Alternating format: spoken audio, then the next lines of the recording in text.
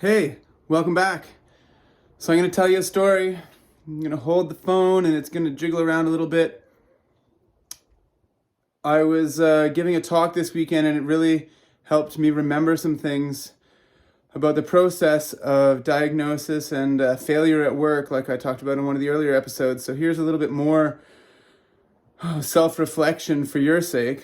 One of the things that blew my mind this weekend was just how I couldn't even tell how I don't have a better word for it, but I know it presents as selfishness. I was so selfish, so ego driven, and I'll tell you the story, and maybe this is a different word, but so I shot a deer, and I ended up having to cross a fence, and at the time, I knew that I'd done everything safely. I followed all the laws, the safety laws. I had permission on the private land I was on. I had permission on the neighboring property. I had a year-old permission to hunt with my bow, and it's like, oh yeah, the guy gave me permission, and I just thought, yeah, it's fine, it'll be fine. Everything's fine. This is like a mantra. Oh, it's fine. People like me. It's fine. I'm nice, and I had a hard time differentiating between being nice and getting the task done, or being nice and listening to what somebody had said, especially about boundaries. And so this is a great story because it's perfectly illustrative of boundaries. So I got this deer, I shot this deer, and it was across the fence that I had permission on, and then it went across another fence before I was able to go and get it. And so I had to cross another fence, and the guy whose fence I crossed was really upset. And he said, why are you here? My grandkids play here, and, it's dangerous. And I was like, at the time, so this is before diagnosis in medicine. At the time, I said, well, I was really safe. I'm sorry. I don't want to bother you. And I tried to be really safe. I followed all the rules. And yes, I'm on your property and I'm really sorry. I hope you don't mind, but I needed to get the deer. And I kept on thinking, well, I did it right, and my kids are with me, and I paid really careful attention to making sure what was behind it, followed all the safety protocols, and I did it right. And you hear what I'm saying. I said, I, and I was really I-focused, just focused on me and what I had done and my perspective. And after diagnosis and medicine, what happened was I reflected on that moment, and I thought, oh, that guy has this perspective where maybe he's afraid. Maybe he's just saying that because he wants me to not be there. And that's fine too, even. He's allowed to do that. It's his place. It's his property. And so I realized that I didn't think, oh, he has every right to say, don't come here, don't shoot, don't hunt, don't be here. And instead of I, it has to be you. You matter. Your thoughts matter. Your perspective matters. Your feeling of safety, not actual safety, but your perspective and perception of safety is really important. The same thing happened with, I think I mentioned before, my wife's perspective on tidiness.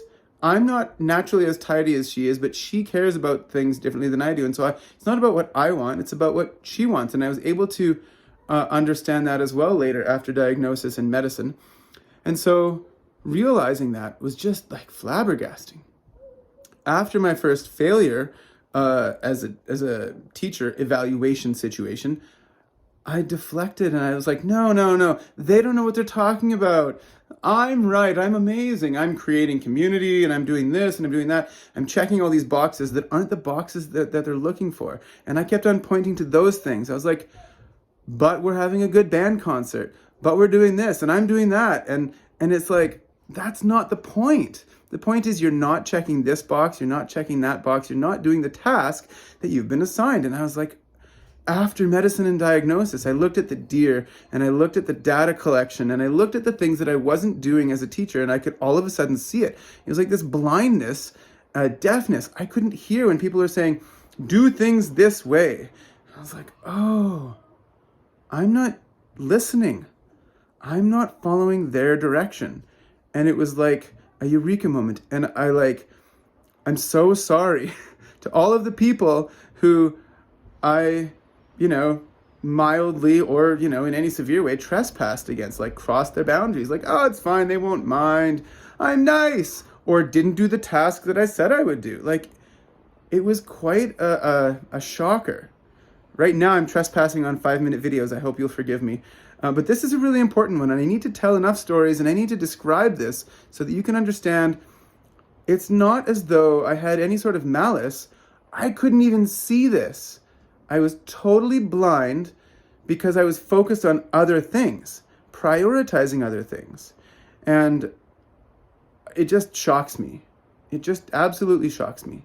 So, again, I thought, I did, I said, doesn't really matter when you're in a relationship with anybody, whether it's a professional relationship, a friendship, a marriage, whatever. It's like, okay, I need to find out, of course there is some responsibility, or it's about responsibility. I need to find out how to fulfill my responsibility in the relationship to you. Okay, professionally, it's my responsibility to be able to communicate clearly to everyone why I assess a student a certain way.